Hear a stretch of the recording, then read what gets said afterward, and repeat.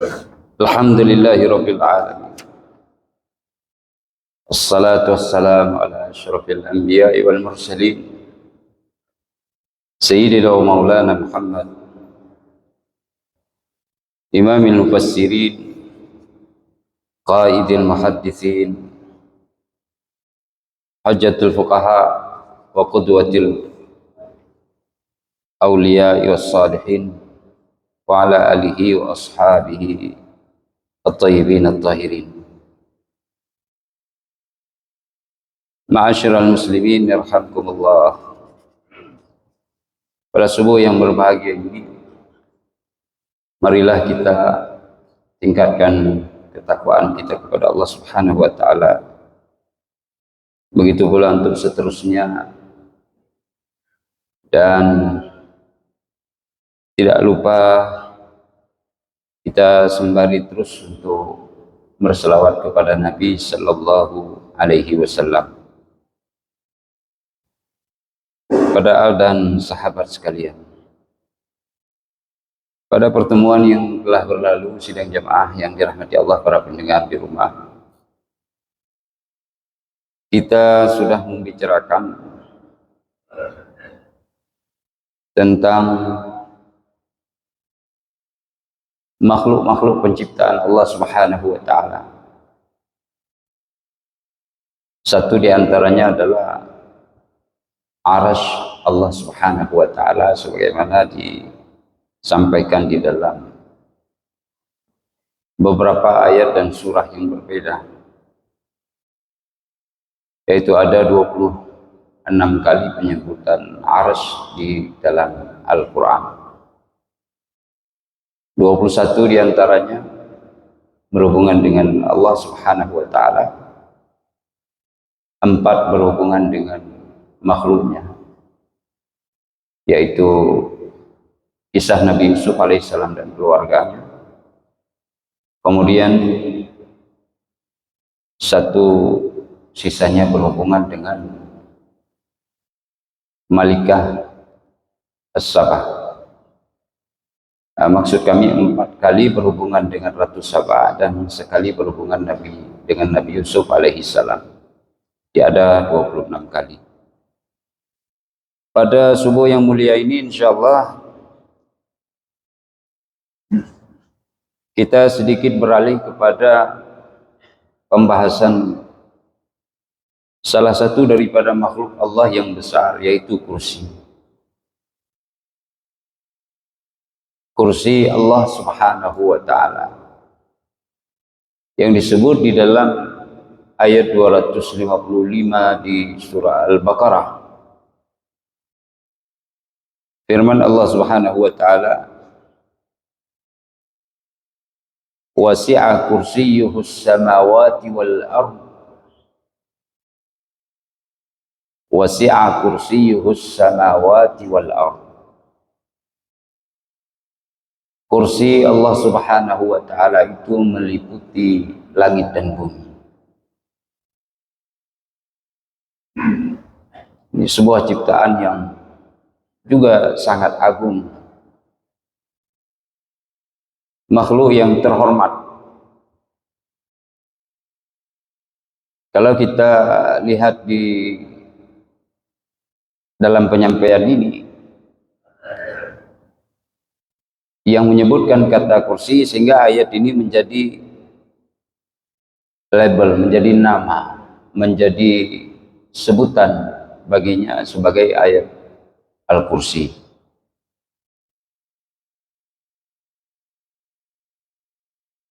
Allahu la ilaha illa huwal hayyul qayyum. Allah dialah Tuhan yang tidak ada Tuhan yang berhak disembah melainkan Dia. Allah Subhanahu wa ta'ala adalah Tuhan yang tidak ada Tuhan yang berhak disembah melainkan Dia.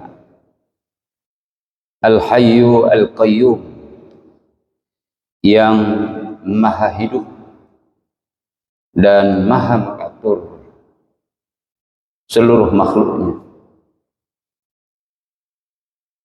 Jadi hidupnya Allah Subhanahu wa taala selama-lamanya tidak dimulai dengan permulaan dan tidak pula berpenghabisan. Hidup yang berbeda dengan hidup kita. Sang Maha Hidup, hidup yang abadi, kekal, dan hidup sehakikat-hakikat hidup.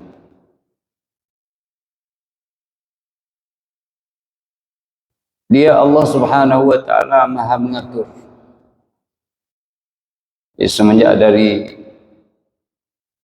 makhluk yang awal mula diciptakan sampai dengan penghabisan diciptakan dan hanya Allah yang mengetahuinya, itu diatur oleh Allah yang Maha Al-Qayyum, di mana seluruh makhluk ini tidak akan eksis, tidak akan bisa beraktivitas baik gerak maupun diam kecuali dengan qayyumnya Allah Subhanahu wa taala.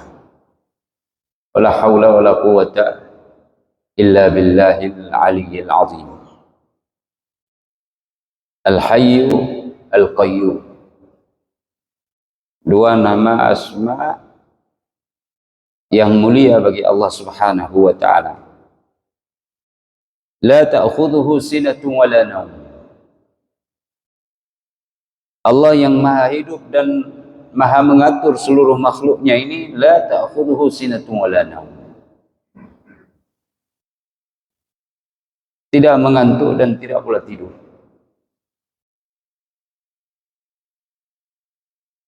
Tidak ada letih, tidak ada lelah, tidak ada kesulitan baginya, tidak ada kepayahan.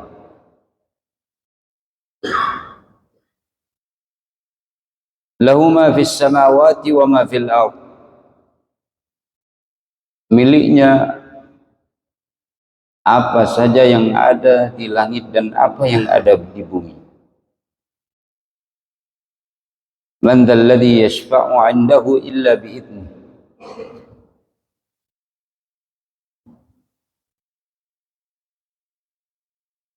Siapa yang bisa memberikan syafaat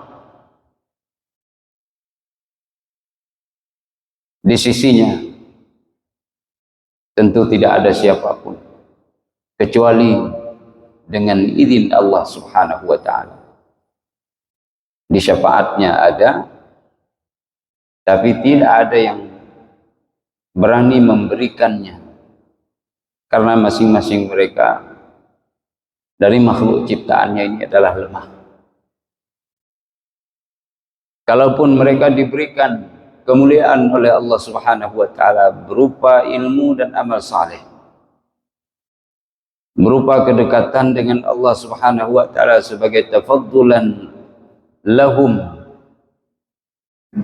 wa hum bifadlillahi Subhanahu wa taala yashfa'una li ghairihim. Mereka bisa memberikan syafaat, pertolongan kepada selainnya dengan karunia yang Allah berikan padanya, seperti kedekatannya dengan Allah, kedudukannya pada maqam kemuliaan. Allah banggakan mereka terhadap para makhluk ciptaannya yang lain. Tetapi walaupun kemuliaan ini ada, namun mereka tidak berani untuk tampil ke depan mengajukan diri sebagai pemberi syafaat. Dan itu pun kalau diajukan, dia tidak akan bisa memberikannya kecuali dengan izin dari Allah Subhanahu wa taala. Sebagai contoh, Nabi kita sallallahu alaihi wasallam di hari kiamat, ketika huru-hara dan kekacauan, kepedihan, rasa sakit, kebimbangan datang menghampiri manusia, semua minta untuk bisa terbebas dari keadaan ini. Tidak ada yang berani. Lalu kemudian semua menunjuk ke arah Nabi kita sallallahu alaihi wasallam, dan Nabi kita memintanya kepada Allah dengan rukuk dan sujud yang tidak ada yang mengetahui begitu betapa lamanya sujud Nabi kita. Lalu kemudian, ya Muhammad, firman Allah, irfa' ra'sak, angkat kepalamu, minta maka akan diberi, beri syafaat. Ini setelah diberikan izin oleh Allah Subhanahu wa taala, baru Nabi Muhammad bisa melakukannya. Ya'lamu ma baina aydihim wa ma khalfahum wa la yuhituna bi syai'in min 'ilmihi illa bima syaa'. Dia mengetahui apa yang ada di depan mereka dan apa yang ada di belakang mereka. Jadi apa yang akan terjadi terhadap makhluknya, Allah Maha tahu, dan apa yang telah terjadi terhadap makhluknya juga Allah tahu. Atau sebaliknya, ma baina aydihim, apa yang sudah terjadi, jadi sudah diperoleh kejadian itu oleh makhluk itu. Wa ma khalfahum, apa yang mereka belum bisa merasakannya, tapi Allah sudah mengetahuinya karena ilmunya meliputi segala sesuatu. Wala yahituna bi syai'in min 'ilmihi illa bima syaa', dan tidak ada yang bisa mengetahui dan menjangkau Allah, ilmunya Allah Subhanahu wa taala, illa bima syaa', kecuali dengan apa yang telah dikehendaki oleh Allah. Artinya ilmu kita ini setelah diberi oleh Allah baru kita tahu, setelah diajarkan oleh Allah baru kita tahu. Kalau tidak, kita tidak tahu apapun sama sekali. Lalu kemudian baru disebut wasi'a kursiyyuhus samawati wal arda wa la ya'uduhu hifdhuhuma wa huwal aliyyul azim. Kursinya meliputi langit dan bumi, dan Allah Subhanahu wa taala tidak letih dalam memberikan penjagaan terhadap langit dan bumi. Wa huwal aliyyul azim, dan dia Allah Maha mengetahui lagi Maha besar atau Maha agung. Sidang jamaah yang dirahmati Allah, kalau tadi bercerita tentang ilmu lalu disebutkan dengan kursi, lalu kemudian Allah Subhanahu wa taala menyebutkan di sana kekuasaan yang begitu besar dengan meliputi langit dan bumi, maka kursi di sini kata para ulama selain dia makhluk ciptaan, itu maksudnya adalah ilmu Allah Subhanahu wa taala sendiri. Jadi wasi'a kursiyyuhus samawati wal ard, ilmunya Allah Subhanahu wa taala meliputi langit dan bumi.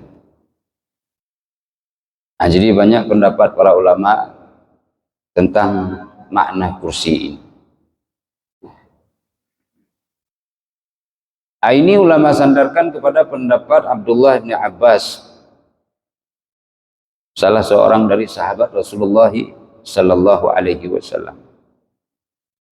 Dan di antara para ahli tafsir ada yang memilih bahwa memang yang dimaksud dengan kursi itu adalah ilmunya Allah Subhanahu wa taala. Itu dalam tafsir At-Tabari. Karena ada kata di dalam bahasa Arab yang disebut dengan kurrasah. Kurrasah itu buku tulis. Ya. Buku tulis yang kita menulis banyak hal di sana. Nah, begitu juga dengan penggunaan kata kursi di sini, wasi'a kursiyuhu. Kursinya ya seluas langit dan bumi. Jadi pengetahuan Allah Subhanahu wa taala itu seluas langit dan bumi. Jadi alam semesta ini. Jadi ilmunya Allah Subhanahu wa taala meliputi itu. Ada yang disebut dengan karasiyu. Ini kalimat-kalimat Arab. Ya juga itu maknanya karena manusia bertumpu pada kursi-kursi ini dalam melakukan, dan memprogram semua urusan-urusan mereka. Itu salah satu dari makna kursi. Kemudian ada yang mengatakan makna kursi itu adalah kudrahnya Allah Subhanahu wa taala. Ya, kuasanya Allah Subhanahu wa taala. Ini diambil dari ayat Al-Qur'an Fatir 41. Allah berfirman, "Innallaha yumsikus samawati wal arda an tazula."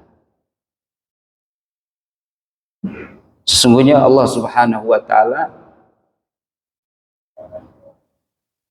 memegang langit dan bumi agar tidak hancur.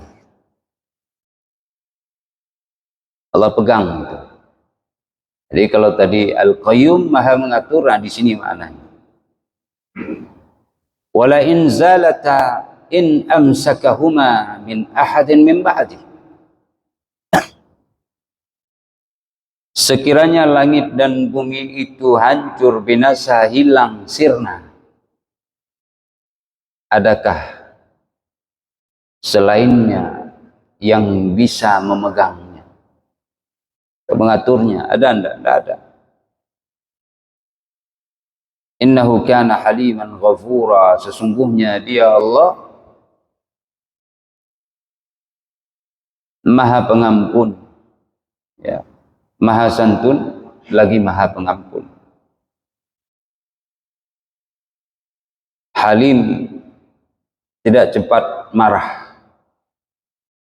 Santun, jadi atur semua untuk hambanya, meskipun hamba-hambanya, makhluk ciptaannya itu melakukan kemaksiatan kepada Allah Subhanahu wa taala, tapi Allah Maha Pengampun.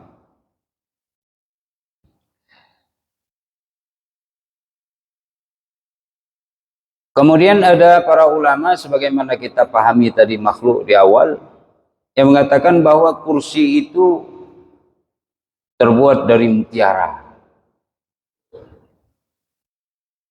Ini disebut oleh Ibnu Asakir di dalam karya beliau Tarikh Ibni Asakir. Dari Ali bin Abi Thalib, di mana Rasulullah sallallahu alaihi wasallam bersabda, "Al-kursi lu'lu'ah wal qalamu lu'lu'ah." Kursi itu mutiara. Kalam pena yang kita sebut salah satu di antara yang awal diciptakan itu adalah pena. Itu lu'lu'ah, juga mutiara. Wa tulul qalam bi-700 sanah wa tul kursi haitsu la ya'lamuhu illallah. Pena itu panjangnya itu sepanjang 700 tahun perjalanan. Ini 700 tahun ini apakah berjalan dengan onta, apakah memakai pesawat supersonik, atau sekencang-kencangnya angin yang berhembus selama 700 tahun, yang paling kencang badai berapa kilometer per detik misalnya, atau sejauh perjalanan cahaya dari satuan kecepatan yang paling tinggi yang sudah ditemukan oleh manusia adalah diukur dengan kecepatan cahaya. Sebelumnya suara. Ini 700 tahun perjalanan cahaya yang disorot, dia terus memacu kecepatannya sampai dengan 700 tahun. Itulah dia panjangnya al-qalam, pena Allah Subhanahu wa taala. Bisa juga maknanya adalah ini untuk menggambarkan begitu besar. Tidak ada kata-kata yang bisa menggambarkannya kecuali dengan menyebutkan angka sebutan itu hanya sebagai ungkapan. 700 tahun. Itu sering kita pakai, orang kita Aceh juga. Contoh yang kita berikan, kita larang anak kita untuk tidak mandi di sungai misalnya. Kita hanya melarang 3 kali, lalu dia tetap mandi. Saat kita tangkap basah, kita akan katakan kepadanya, sudah 70 kali ayahmu katakan supaya jangan mandi di sungai. Masih juga kamu mandi sungai. Padahal kita cuma mengatakan 3 atau 4 kali. Ini lil mubalaghah. Jadi ketika besarnya, jauhnya, maka disebutkan seperti ini. Ada pula yang mentafsirkan bahwa kursi itu adalah arasy itu sendiri. Kursi adalah arasy itu sendiri. Tapi nanti kalau dilihat kepada hadis Nabi yang lain, pendapat ini tertolak. Ada hadis di mana Rasulullah SAW ditanya oleh salah satu sahabatnya, ya Rasulullah, ayu ma unzila alaika a'azam, apa yang paling agung yang diturunkan kepada engkau dari ayat-ayat? Qala ayatul kursi. Nabi bersabda, dia adalah ayat kursi. Kemudian Rasulullah SAW mengatakan kepada sahabatnya ini, itu Abu Dzar Al-Ghifari, wahai Abu Dzar, mas samawatu ma'al kursi illa ka halqa mulaqqa fi ardi falat. Itu langit dan bumi dibandingkan dengan kursi bagaikan satu batu yang dilempar ke tengah-tengah daripada tanah yang kosong yang besar. Ada daratan menghampar besar, ada batu yang dilempar, itu langit adalah batu itu. Hamparan yang besar itu adalah kursi. Lalu kemudian perbandingan antara kursi terhadap arasy sama seperti itu juga. Jadi dia macam batu yang berada di hamparan yang kosong luas itu tadi. Karena dari hadis ini kata ulama, maka kursi bukanlah arasy. Namun permasalahan ini adalah permasalahan yang gaib. Kita tidak perlu mencongkel sehingga harus tahu semua, tidak. Karena dalam ayat tadi sudah disebut, wala yuhituna bi syai'in min ilmi illa bima syaa. Ilmu Allah itu luas, ya, dan makhluk ini tidak mampu menjangkau itu, kecuali jika Allah kehendaki. Dan ini salah satu yang dikehendaki bagi kita, itu melalui lisannya Nabi kepada para sahabat, lalu tabi'in pada para ulama, sampailah pada kita. Kalau tidak, kita tidak tahu. Ini diantara yang diberikan. Kalau sudah diberikan seperti ini, maka kita puji Allah Subhanahu wa taala, alhamdulillah. Yang disembunyikan ada hikmah, ada rahasia. Jangan memaksa. Caranya adalah kita kembalikan kepada Allah Subhanahu wa taala hakikat daripada kursi, begitu juga arsy sebelumnya, begitu juga kalam dan lain-lain dari ciptaan-ciptaan Allah yang maha agung ini. Kita hanya beriman saja dengan adanya makhluk-makhluk itu. Tidak coba-coba untuk menggunakan logika dan akal kita untuk mencoba membuat rincian dan detailnya. Karena ini nanti akan sangat berbahaya. Nah, tetapi ada hal lain nanti yang kita perlu di sini kita kejar, ya, kita harap, kita coba gapai. Apa itu? Hadis-hadis Rasulullah SAW yang menyampaikan kepada kita keutamaan daripada ayat kursi, sehingga kita bisa ambil manfaatnya. Salah satunya Imam As-Suyuti di dalam Ad-Durrul Manthur, ini salah satu tafsir yang menggunakan ayat Al-Quran dan hadis-hadis Nabi serta athar-athar daripada para sahabat. Imam Ahmad, Imam Muslim, Abu Daud dan juga selain ketiganya menyampaikan satu hadis dari Ubay bin Ka'ab. Ubay bin Ka'ab ini salah seorang penulis Al-Quran Al-Karim. Bahwa Nabi Shallallahu Alaihi Wasallam pernah bertanya kepada Ubay,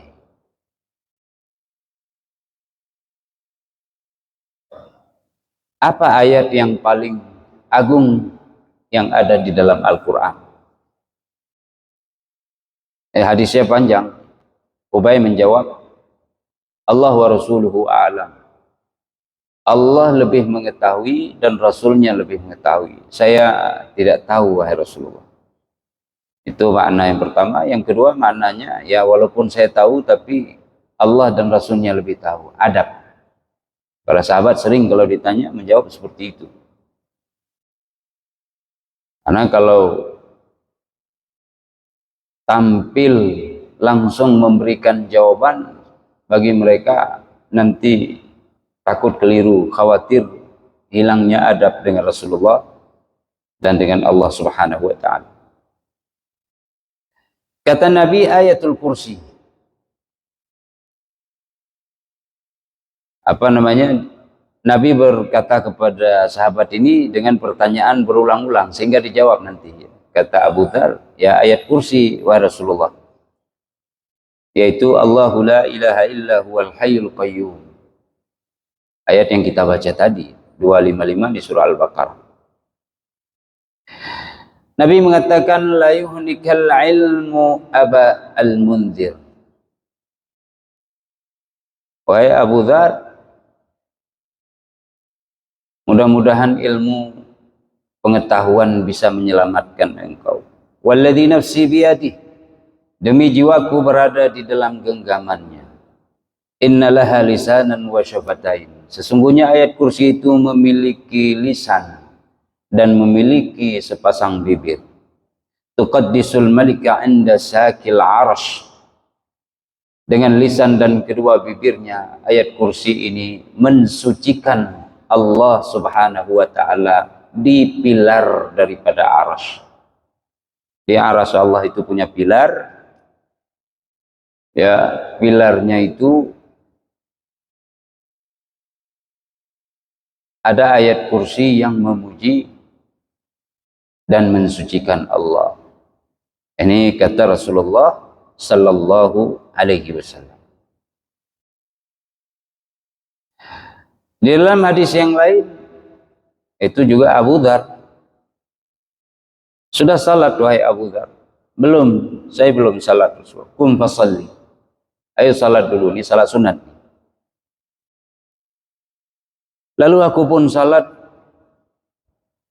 Dan kemudian setelah selesai aku duduk bersama Rasulullah sallallahu alaihi wasallam, maka Rasulullah pun bersabda, ya Abu Dzar,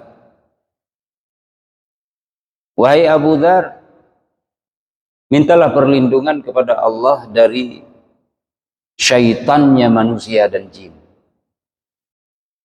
Abu Dzar bertanya kepada Rasulullah, ya Rasulullah, awalil insi syayatin, apakah dari kalangan manusia itu ada syaitan? Ada, kata Rasulullah. Ada, dari kalangan manusia juga ada syaitan. Dari kalangan jin tentu sudah dipahami oleh Abu Hurairah, oleh Abu Dzar maksud kami, ada syaitannya. Lalu kemudian Rasulullah mengatakan, ya, agar berlindung kepada Allah dari syaitan-syaitan ini dengan apa? Salah satunya dengan ayat Al-Kursi. Nanti Abu Dzar ini bertanya, salat bagaimana? Ya, salat salah satunya. Puasa bagaimana? Sedekah bagaimana? Tapi pada ayat Kursi Nabi mengatakan, ya, bahwa ini yang paling agung yang diturunkan di dalam Al-Quran. Jadi kalau kita baca ketika masuk ke rumah, maka rumah itu akan selamat. Kalau kita baca di pagi hari, maka sepanjang hari akan ada malaikat yang menjaga kita. Kalau kita baca di sore hari, maka sepanjang malam akan dijaga kita oleh Allah Subhanahu wa taala. Ini ayat Kursi. Cuma sebentar saja kita baca. Allahu la ilaha illa huwal hayyul qayyum. La ta'khudhuhu sinatun wa la nawm. Lahu ma fis samawati wa ma fil ardh. Man dhal ladzi yashfa'u 'indahu illa bi idhnihi. Ya'lamu ma bayna aydihim wa ma khalfahum wa la yuhituna bi syai'in min 'ilmihi illa bima syaa'. Wasi'a kursiyyuhus samawati wal ardha wa la ya'uduhu hifdhuhuma wa huwal 'aliyyul 'azim. Nah, ini sebentar kita baca sudah ada perlindungan dari Allah Subhanahu wa taala. Dan ini terbukti pula. Ubay bin Ka'ab menceritakan kepada putra beliau Abdullah bin Ubay bin Ka'ab, dulu bapakku memiliki satu kotak yang berisi dengan kurma, tapi kemudian didatangi oleh makhluk yang mengambil buah kurma itu. Dan tiap hari ini berkurang, tiap hari berkurang. Sehingga diintip, rupanya ada yang mengambil. Bentuk makhluknya, kedua tangan dan kakinya itu berbentuk kaki anjing. Jadi dari batas sikut ke depan itu berbentuk kaki anjing. Nah, sehingga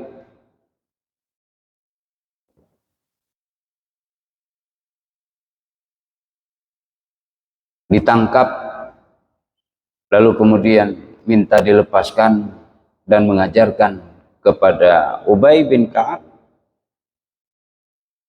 satu ayat yang bisa melindunginya dari syaitan-syaitan dan jin seperti ini. Ini kuat sekali jinnya. Itu ayat Kursi. Abu Hurairah juga demikian, diperintah oleh Rasulullah SAW untuk menjaga zakat fitrah ini bulan Ramadan. Ya mungkin juga ada zakat mal di sana. Tapi kemudian diambil, ditangkap, dia memelas, jangan. Saya ngadu kepada Rasulullah nanti, jangan. saya tidak balik. Saya ini miskin Tuan. Saya punya banyak anak. Saya juga butuh pada makan. Dilepas. Abu Hurairah ngadu kepada Rasulullah. Semalam ada bulan. Maka Rasulullah katakan, itu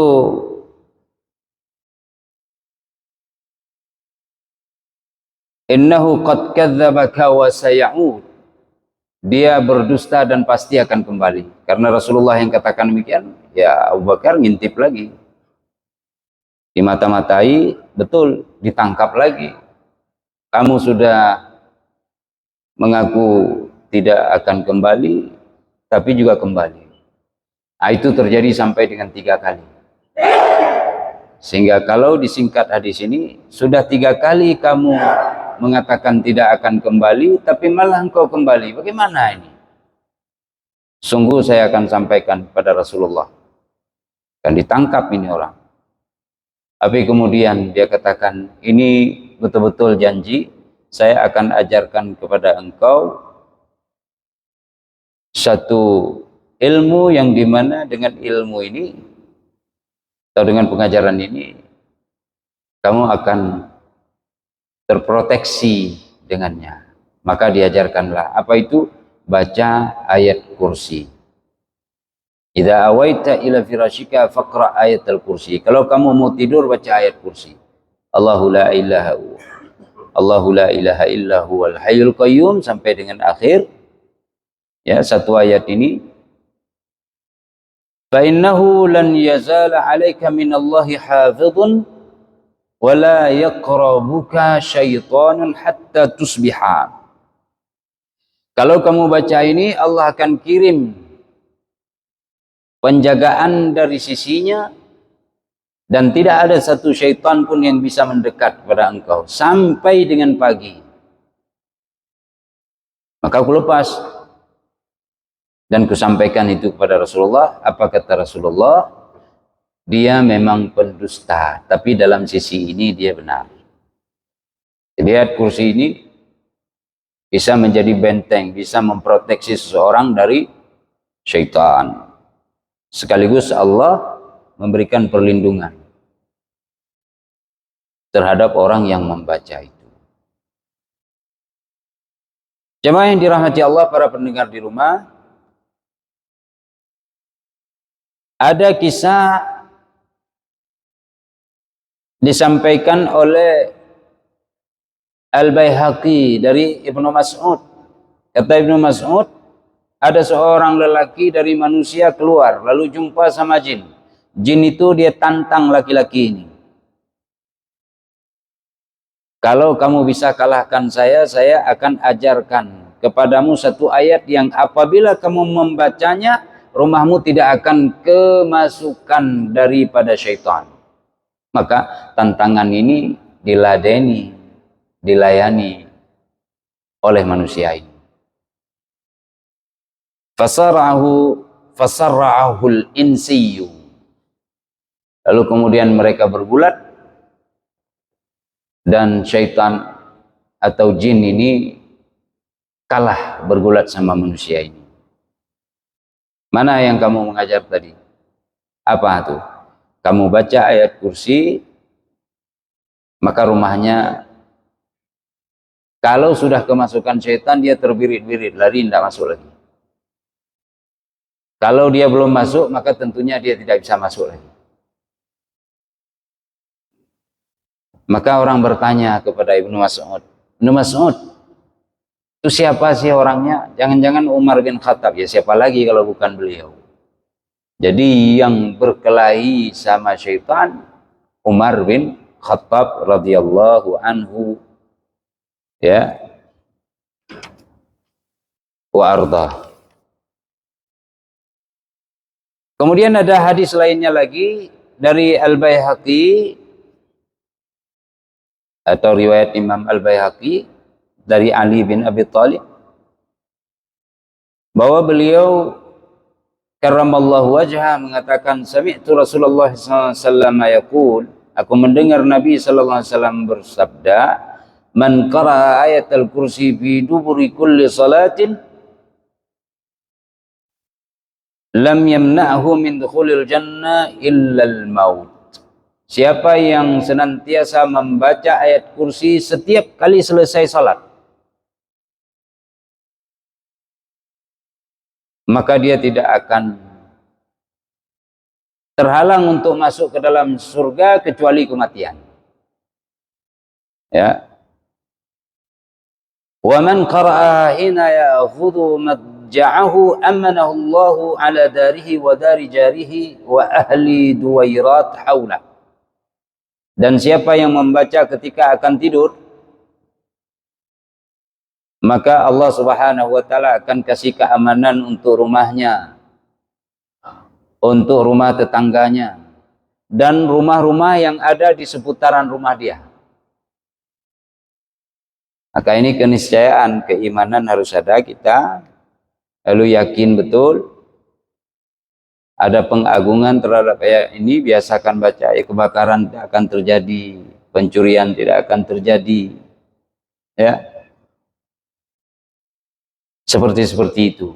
Kalaupun harus dicuri, ya bukan pencurian lah, itu nakalnya anak-anak tetangga untuk menguji kita juga. Dia petik jambu kita, ya sebetas-betas itu, meskipun sudah kita bungkus, dipetik juga. Nah, tapi kalau yang lain besar-besar, yang kita merasa dirugikan, ya kesal sekali, teringat terus, ini Allah akan berikan penjagaan. Dan yang menariknya, tetangga sekitar juga demikian, dapat kenyamanan, keamanan karena kita yang membaca ayat kursi itu. Nah, sedang jemaah yang dirahmati Allah, baca ini setelah selesai salat, baik langsung setelah selesai salat ataupun setelah zikir dan wirid-wirid yang diajarkan oleh hadis-hadis lain maupun oleh guru-guru kita. Misalnya ada yang baca wirid, Nabi sendiri mengajarkan istighfar 3 kali, ada istighfar 33 kali, ada yang 100 kali bahkan lebih. Silakan pilih itu. Kemudian Allahumma antas salam minkas salam ilaika salam. Kemudian Allahumma la mani'a lima a'taitu wa la mu'tiya lima mana'ta wa la yanfa'u dzal jaddi minkal jadd. Ayat kursi lalu dibaca, berselawat kepada Nabi, ya. Kemudian dibacanya Al-Fatihah atau doa dulu, kemudian baru akhir Al-Fatihahnya. Ada imam yang begitu selesai salat, Al-Fatihah dulu dibaca, nanti baru ayat kursinya sambil kita bangkit ataupun sebelum bangkit. Sambil bangkit, jalan, baca. Boleh-boleh saja, yang penting fi duburi kulli salat. Ini kita tidak akan terhalang untuk masuk surga kecuali hanya menunggunya saja, itu masa kematian. Sidang jemaah yang dirahmati Allah, ini boleh jadi karena di dalam ayat ini, pertama dia adalah ayat Allah yang mulia, yang agung. Yang kedua ada kalimat di sana yang merupakan nama-nama Allah yang mulia, Al-Hayyu Al-Qayyum, termasuk huwa, dhamir, kata ganti orang ketiga kalau bagi kita makhluk, itu Allah Subhanahu wa taala. Dan juga sifat-sifatnya di sana, pujian kepada Allah ada di sana. Ya, ada lagi al-asma al-aliyyu al-azim di akhir. Ini semua memiliki kekuatan yang luar biasa dari ayat Al-Kursi. Fatimah putri Rasulullah SAW pernah hendak melahirkan. Lalu Rasulullah utus kepada Fatimah, Ummu Salamah dengan Zainab binti Jahash, kedua-duanya istri beliau. Kata Nabi kepada Zainab dan Ummu Salamah, nanti kalau datang tempat Fatimah, Fatimah itu mau melahirkan, baca saja ayat kursi. Lalu ditambah inna rabbakumullahu alladzi khalaqas samawati wal ard sampai kepada akhir ayat, lalu dibaca al-mu'awwizatain, qul a'udzu birabbil falaq, qul a'udzu birabbin nas. maka ini akan memudahkan Fatimah untuk melahirkan. Sehingga ulama mengambil kesimpulan dengan membaca ayat-ayat ini termasuk ayat kursi, itu akan memudahkan orang-orang yang sedang berada di dalam kesulitan. Dan banyak lagi kelebihan-kelebihan ayat kursi, termasuk Allah SWT memberikan wasiat kepada para kekasihnya untuk selalu membaca ayat Al-Kursi. Ya, kekasih Allah siapa itu? Para nabi, para utusannya. Sebagaimana disampaikan kepada Musa kalimullah. Kalau kamu baca ini, wahai Musa, dan perintah kepada umat untuk membaca, maka akan diberikan kelebihan yang sangat luar biasa. Apa itu kelebihannya? Di antaranya adalah diberikan apa yang terbaik yang pernah diberikan kepada orang-orang yang bersyukur. Diberikan pahalanya para nabi, pahala amalnya maksudnya. Bukan pahala kedudukan para nabi, pahala amalnya. Sebagaimana kata At-Tirmidzi. Kemudian diberikan pahalanya amal orang-orang yang benar, ucapan dan tindakannya, atau siddiqin. Diberikan kepada dia kasih sayang, ya, dari sisi Allah Subhanahu wa taala. Kemudian dia tidak akan dihalangi untuk masuk surga kecuali kematian. Kata Musa, kalau ada orang yang tidak mau baca seperti ini atau tidak setiap kali salat baca seperti ini, bagaimana Tuhan? Yang tadi itu tidak akan kuberikan kecuali bagi para nabi, orang-orang yang jujur dan orang yang aku cintai, atau orang-orang yang hendak berangkat berperang di jalanku. Selebihnya tidak aku berikan, kecuali bagi yang baca ayat kursi ini. Ini saja pada subuh yang mulia ini, mudah-mudahan bermanfaat, dan masih banyak lagi kelebihan-kelebihan daripada ayat kursi. Sebahagiannya adalah hadis yang sahih, dan sebahagiannya ada yang dhaif atau lemah. Terima kasih. Subhanakallahumma bihamdika asyhadu an la ilaha illa anta astaghfiruka wa atubu ilaik. Wassalamualaikum warahmatullahi wabarakatuh.